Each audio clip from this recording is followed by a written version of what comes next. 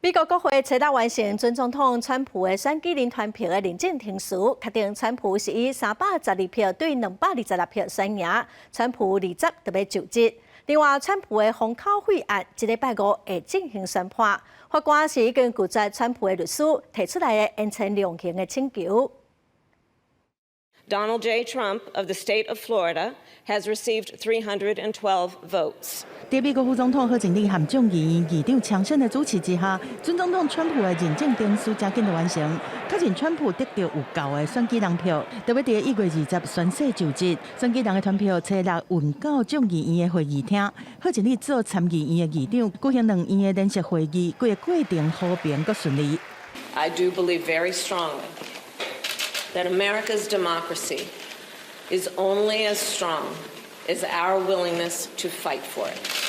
Every single person, their willingness to fight for and respect the importance of our democracy. Otherwise, it is very fragile and it will not be able to withstand moments of crisis.